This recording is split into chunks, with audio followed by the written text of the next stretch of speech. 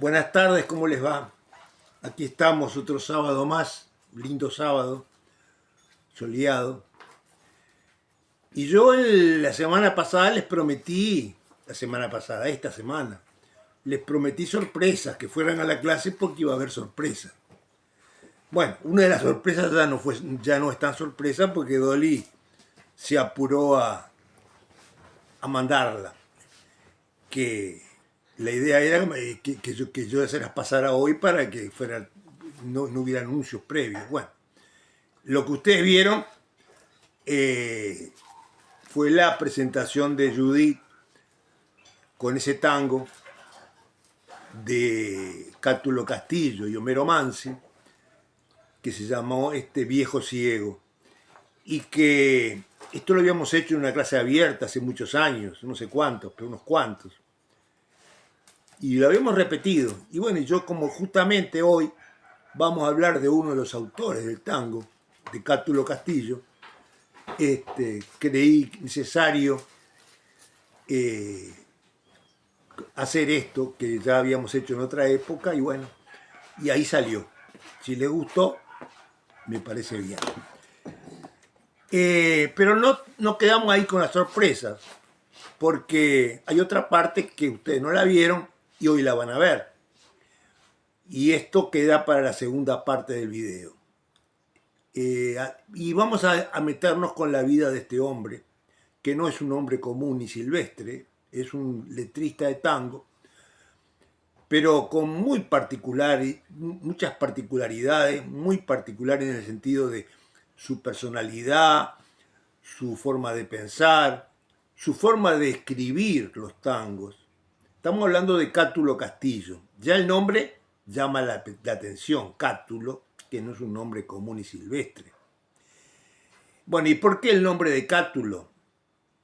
O mejor dicho, Catulo, que fue cuando originalmente se llamó Catulo, Ovidio Catulo. Miren cómo viene la cosa. El padre de Cátulo Castillo era anarquista. Era muy común en aquella época, comienzos del siglo XX, 1900. Él nació en 1906. Era muy común, no era tan común, no, pero era una de las ideas políticas que pregonaban, que habían venido de Europa y había anarquistas tanto en la Argentina como en el Uruguay. Acá también el grupo anarquista fue muy fuerte en su época. Y ustedes saben cómo piensan los anarquistas, cuáles son sus ideas. O sea, no creen en ninguna regla, ni de Estado, ni en nada. O sea, en definitiva, el hombre se tiene que manejar por cuenta propia sin necesidad de recibir órdenes, de recibir leyes. Por eso están en contra de todos los gobiernos y por eso, en definitiva, fueron tan perseguidos, porque además no se quedaban solamente en el hecho de estar en contra, sino que tomaban acciones y los atentados y las cosas. Fue una época dura. Bueno, la cuestión es que ya de entrada nomás al nacimiento de este hombre, el padre, como buen anarquista que era, cuando fue a registrarlo, a ponerle el nombre, le dijo al oficinista, le dijo, bueno, se va a llamar descanso dominical. Y por supuesto que el hombre le dijo, descanso dominical. No, eso no es un nombre, eso no puede ir. Y yo me preguntaba, ¿y por qué se le ocurrió descanso dominical? Y resulta que Gerardo, mi amigo, me comentó, no, lo que pasa es que el tipo fue al almanaque y vio domingo descanso dominical y le mandó el nombre descanso dominical. Por supuesto que no se lo aceptaron y terminó poniéndole Ovidio Catulo, que es un nombre griego de un filósofo y todo lo demás. Y quedó. Pero ¿qué pasa? Seguro, Catulo se daba lugar a hacer consonantes y a hacer rimas y seguramente iba a tener problemas porque es una palabra muy fácil para hacer letras. Entonces, en vez de Catulo, lo empezaron a llamar Cátulo, cosa de que evitar cualquier tipo de problema. Pero no quedó ahí la cosa. Cuando nació, el padre, que por supuesto era totalmente ateo, le hizo un bautismo ateo. ¿Y pues saben cuál fue el bautismo ateo? En una tormenta, justo estaba lloviendo ese día, una cosa brutal, lo sacó desnudo al medio de la lluvia a hacerle un bautismo ateo. El bautismo ateo terminó en que el muchacho o el niño tuvo un problema pulmonar que casi se muere. Bueno, ese fue el nacimiento y el bautismo ateo de Cátulo Castillo. Vamos a adentrarnos un poco en esta figura, que es muy particular. Yo mencionaba de que yo lo conocía, por supuesto, porque es uno de los, yo digo que está entre los 4 o 5 letristas más importantes, porque está con Mansi, con Cadícamo, con Discépolo, y para de contar, 4 o 5 y nada más. O sea, es realmente un clásico de los letristas.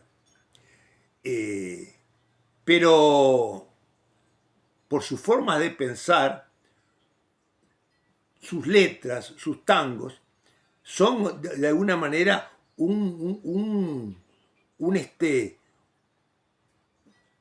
remembranza del pasado. O sea, no acepta el presente, no acepta las cosas de ahora, está en contra de todo. Pero no es una negatividad como la de Discépolo, por supuesto que no tiene nada que ver con el amor y lo romántico de Mansi. Es más parecido a Cadícamo, que es más universal, pero es particular. Yo les voy a leer unas pequeñas frases de un autor que habla sobre Cátulo Castillo y sobre su forma de escribir, que es lo que me va a arreglar este asunto para que ustedes entiendan mejor de qué estamos hablando. Dice así, esto lo dice Julio Nudler, que es un cronista de Todo Tango, la página de Tango. Dice así: Cátulo Castillo recorrió con sus letras los temas que siempre obsesionaron al tango: la dolorosa nostalgia por lo perdido, los sufrimientos del amor y la degradación de la vida. No tuvo en cambio espacio para el humor ni para el trazo despreocupado, y tampoco puso el énfasis rítmico de la milonga.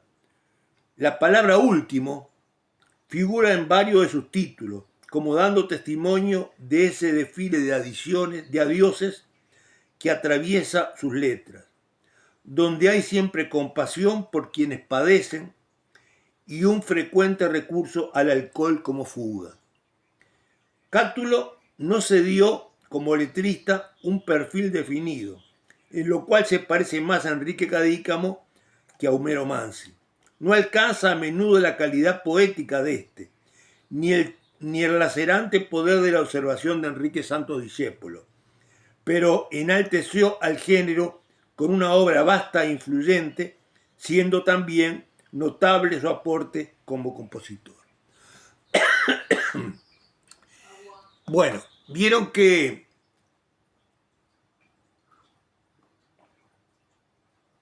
estoy bastante embromado de la garganta. Vieron que es lo que yo les decía, o sea, no se da, él no tiene límite, o sea, lo de él es nostálgico, es duro, es sobre todo recorre el pasado, no se da, no está ni para la milonga, ni para cosas banales, o sea, lo de él es duro, pero no al límite, al extremo de Discépolo, no llega a ese extremo, porque Discépolo se va al otro extremo. Bueno, pero sin embargo es una figura clave.